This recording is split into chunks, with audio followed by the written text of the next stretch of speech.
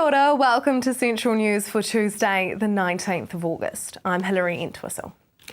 Taking democracy to the community is what's behind holding the next council meeting at the Link in Hamilton East. The meeting is on the 28th of August at 1:30 p.m. at the Link Community Centre in Te Aroha Street, and the room will be set up in the same style as the council chambers. The only difference is the meeting will not be live streamed. Mayor Julie Hardacre says this is the third year the council has held a meeting outside the council chamber, and there is always a good crowd. A group of volunteers in Tauranga behind a program called Good Neighbour that changes lives for the better was last night recognised as the Trustpower Tauranga Community Awards as the supreme winner.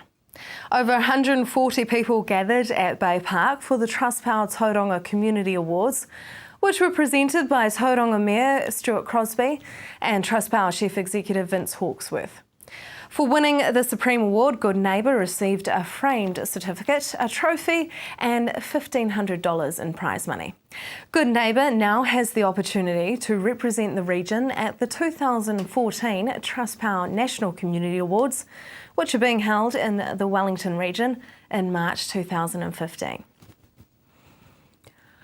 Western Bay Plenty Police have reported that over the weekend of the 15th to the 17th of August, they attended 6 instances of burglary on houses under construction. The houses targeted have been throughout the area from Papamoa, Omokoroa, Oropi and Paispa. A range of property has been taken in these burglaries: builders' tools, including nail guns, paint sprays, saw benches, as well as housing materials such as kitchen appliances, heat pumps, extensive amounts of plumbing and LED lights. Police are also seeking information from the public that would lead to the recovery of the stolen property and the identity of the offenders. The $63 million debt of Route K will be removed from Tauranga City Council's books when the road is transferred to New Zealand Transport Agency in mid-2015.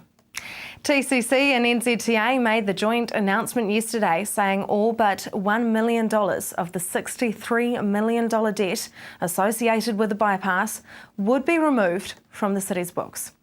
NZTA's Waikato Bay and Plenty Regional Director Harry Wilson says the decision meant Tauranga ratepayers will not be burdened with the Route K debt, and NZTA would be able to commit to the electronically tolling booth, Route K and the Tauranga Eastern Link together. Be part of the mighty million, not the missing million, is what Labour leader David Cunliffe is urging Tauranga Boys College students to do in the upcoming general election. With a month until the September 20 election, the opposition leader told the school's senior students the power to shape the future government is in their hands, but only if they vote. The opposition leader was in Tauranga yesterday on the campaign trail and said voting is a precious right. Voter turnouts have fallen dramatically in New Zealand during the last 3 decades, from 85% in 1981 to 69% in 2011, according to the Electoral Commission. Now for the marine forecast. West Coast, Raglan becoming northerly 15 knots in the morning, changing Wednesday night though to a southeast 15 knots. High tide in Raglan is at 6:25 p.m. East Coast Bay Plenty, northeast 15 knots developing in the morning and rising to 20 knots in the afternoon and to 30 to 40 knots gusting in the evening. Your high tide is at 5:11. Still to come on Central News, your weather for tomorrow, a new magazine at aiming to get you off the couch, and how dirty is the ocean floor.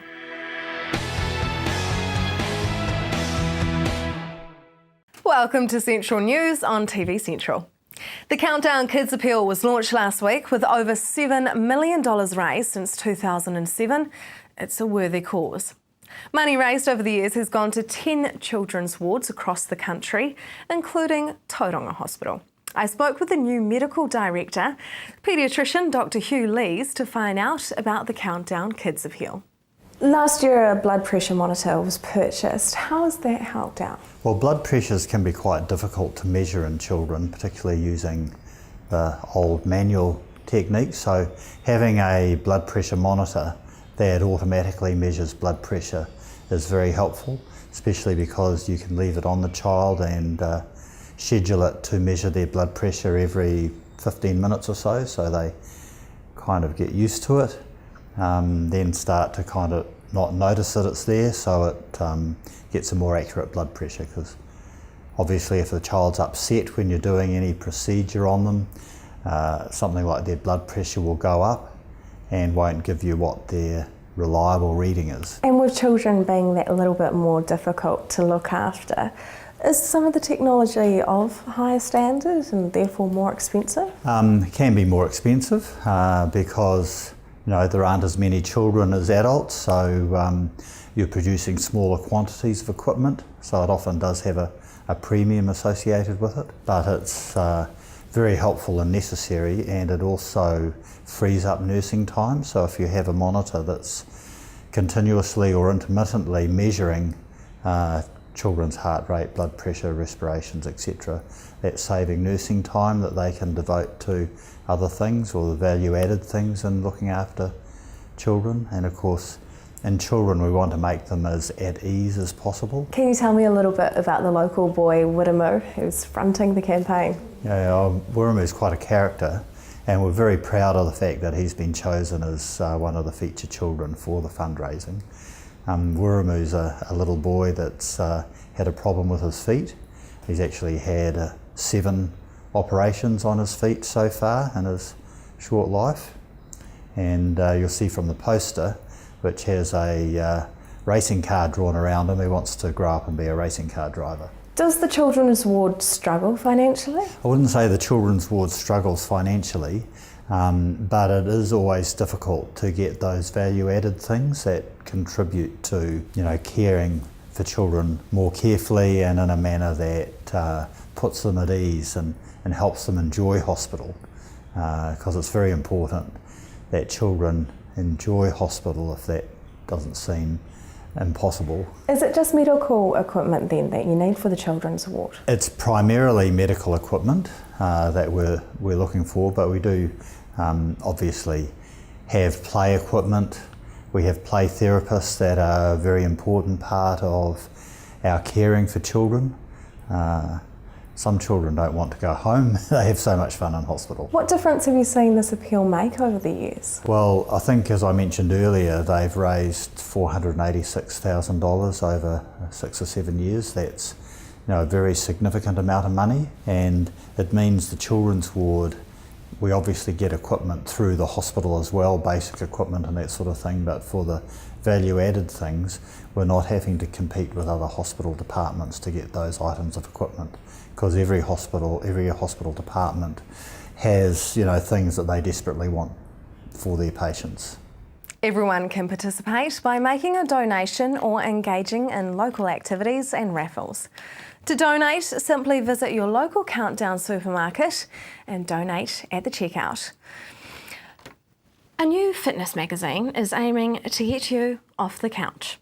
Anne-Marie spoke with the director to see how it will benefit the Waikato. In terms of health, we have health professionals who will be giving good tips and advice, both in the print issue and online blogging on our website. So that's interesting. In terms of well-being, I think that's a little more holistic. There are a number of different practitioners in different fields who will be giving advice and tips. And the third one of those categories, being fitness, I think is the one that we are going to see also a lot of advice there from personal trainers, from professional coaches, and those involved in sports, both from an amateur level right up to professional elite athletes. Magazines aren't just about the hard copy anymore. Tell me about the multimedia aspect for Fitness Journal. Well, I think you're absolutely right there. The landscape has changed, and I think the days are gone of printing a title once a month putting it out there for distribution and expecting it to take care of itself. The community demands more now. Technology's changed. The kids want more, they want different things. So a key focus for us has been making sure that that social media aspect of Fitness Journal is something that we foster and that we grow and that we see become a real integral part of the product. So for us, that's a biggie. Facebook in particular, for Fitness Journal, already huge, but I think that's going to be absolutely enormous for us, and that's really exciting. That'll fit quite nicely with the print version, and we're tying that in with the online with the online version, which will be updated daily throughout the month. So the package is there to build a community around that product. Now, you have a vision for Fitness Journal to be an online hub of information for the community. How's this going to happen? Well, it's already happening to an extent, and it's crazy because our first issue has only gone to print today, and yet we already have so many people throughout the Waikato saying to us, where is it? We want to see it. They're starting to follow us on Facebook. They're really getting into the vibe, and that's just with us getting out there and talking to them about the concept. So we're really excited about where it's going to go from here. I think we've had a lot of interest and a lot of buy-in from bigger organisations as well who have got behind it and said, hey, there's really nothing like this out there and we want to be part of it. So for us, that's fantastic. I think watch this space, it's just going to happen. For more details, go to fitnessjournal.co.nz. Just ahead, jet sprinting for another 3 years.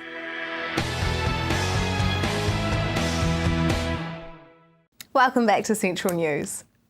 The world's first jet sprint inside a stadium was such a success that it was announced recently that it will happen again and again and again. Pip, what's the good news about the next 3 years? Well, the great news, as of a couple of weeks ago, ASB Bay Park and Jet Sprint Bay of Plenty have signed with the New Zealand Jet Sprint Association to host a jet sprint event here at ASB Bay Park during anniversary weekend for the next 3 years. So let's go back over what you guys actually did here. You raced jet boats in a stadium. We did. We dug up a stadium and created a 450 metre long track, jet sprint track, racing track, filled it with water and held round 2 of the New Zealand Championship Series here last year in January, and filled the stadium with 15,000 spectators at the same time. Irvin, why has Bay Park decided to sign on for the next 3 years? Well, for starters, obviously if you can attract 15,000 people from this area and beyond to a sporting event, it's successful before you start even mentioning anything else. So it was a fantastic event as it turned out. I think it's fair to say that we went into it with some trepidation about what would happen, because obviously it was the first time we'd all done this, and from what we understand, it's the first time ever it's been presented, jet sprinting's been presented in a stadium in this way. So we were nervous, but the outcome was fantastic. The feedback continues to roll in a very positive way, even 6 months later. So, you know, those are pretty encouraging things for starters, but also we see it as a long-term entertainment spectacle. So we're delighted with the decision, and we've worked together with PIP and Jet Sprint Bay of Plenty and New Zealand Jet Sprint Association to achieve this. So how has the jet sprint racing community actually reacted to this? Are they quite happy with racing in a stadium? Absolutely rapt. It was a huge undertaking, and I think, as with us, there was some trepidation with regard to racing inside a stadium. We were very robust with regard to our health and safety, with regard to the races, to ensure that we could minimise any likelihood of any incidents. They loved racing in front of the big crowds. I think the largest crowds that they've had up to date is they usually race in between 1,500 and 5,000 people. So to be in front of a crowd of 15,000 was just huge for them. The audience, the exhilaration, they absolutely loved the stadium environment. Evan, do you think the whole of Tauranga benefited from the event? Well, I think so. I mean, I think Tauranga benefits any time there's something successful that happens here, from a number of angles. One, it's great for the community to have something new happening in their own backyard that they can not only enjoy but be proud that it's developed in their area. Obviously, when you have an event that brings a lot of people from outside of this immediate area, there are benefits economically. They come and stay in hotels and motels, they eat locally, they patronise local business. So from all those angles, it's also great. And the ultimate success that this event has now had and the exposure it's had, not only nationally but in other places, gives a great opportunity for this area to be showcased. So there's a number of angles where I think it has benefited the area without doubt. 100 years ago, thousands of young Waikato men went to fight in the First World War. Their names are on the war memorials of our towns and villages. An open exhibition in Waikato Museum next year aims to put faces and stories to the names of those who served and died. It is hoped that descendants of soldiers and nurses who served in World War I have links with the Waikato will contribute to the exhibition with keepsakes, photos and other collectibles. Curator Dr. Dan Morrow explains that people don't need to be historical experts to contribute to the website and exhibition. Certainly not. The website is a place where people are able to source facts about the service and about the lives of soldiers and nurses. But we're also seeking personal remembrances, family stories and other material that isn't perhaps captured in historical sources. So it isn't just a place for history buffs, no. If people don't have access to technology but they still want to contribute, what should they do? They can access the website at the Hamilton City Libraries, or if people have any objects or stories that they would like to contribute, I'd encourage them to get in contact with me at daniel.morrow@hcc.govt.nz. July saw you heading off on a roadshow around the Waikato, visiting various clubs and RSAs. Tell me how that went. Well, it was a wonderful experience. We met a range of interesting people, saw some fascinating objects relating to the war, heard some stories and received great hospitality from clubs and RSAs throughout the region. What's a special story that you heard about on the roadshow that you may not have otherwise heard about? Well, one story that stands out is the Capstick family of Pukakapia, who lost 2 sons to the war, and a third brother remained on the farm. And after the war, their mother planted some pine trees on a hill at the highest point on their property, and named it Anzac Hill as a memorial. Are people excited about the exhibition? I'm overwhelmed by the volume of items and stories that we received. You know, it's now a matter for us to, I suppose, select which ones we'll be able to use in the show, but all of it has been enormously valuable. This is a very special exhibition. You're gathering the memories and anecdotes and photos of the community for the community. You must feel very privileged to be curator of this exhibition. I do. It's been a wonderful experience, and I've learnt a huge amount. For more information or to contribute information, go to forustheyfell.org.nz. Just ahead, your weather and what lies beneath.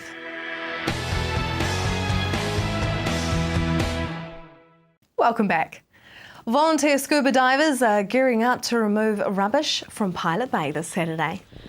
Basically, there's going to be a group of divers and we're going to get in the water and just collect as much rubbish as possible, like plastics, bottles, anything we find really that shouldn't be there and that accidentally got there or purposely. This is part of Project Aware, so can you give me a little bit of history behind Project Aware? Project Aware is a non-profitable environmental foundation that was formed in 1992, and pretty much they group up with divers and environmental people just to keep the waters clean, and they do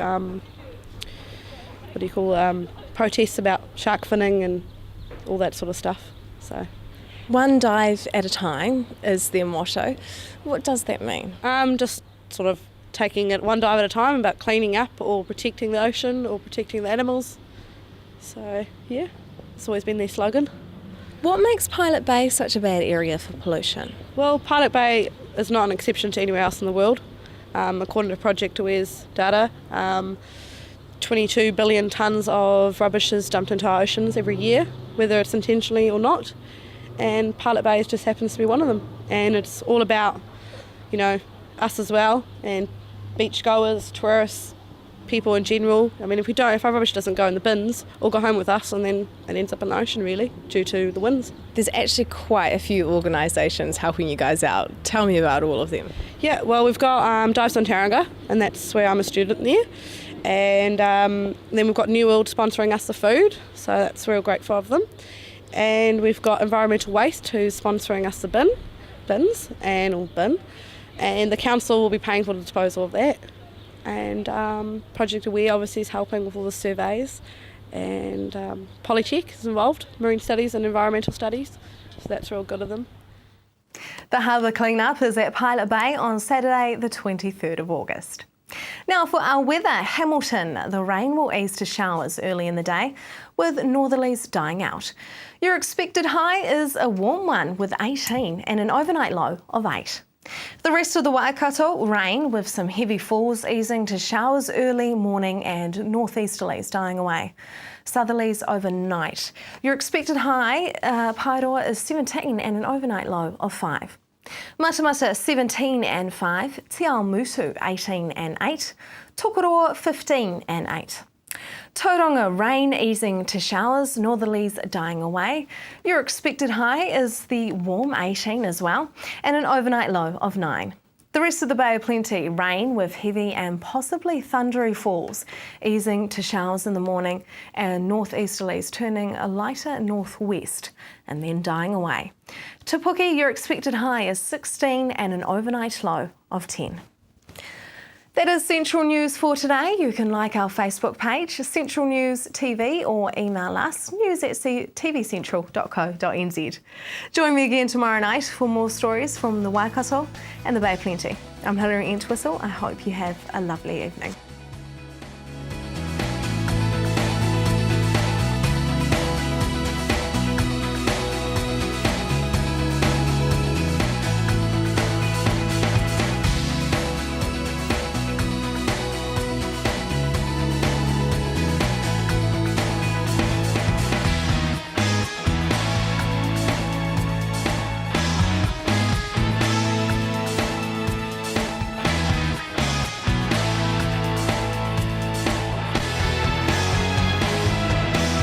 This has been an Alpha Media production, a division of Television Media Group. Supporting local content so you can see more of New Zealand on air.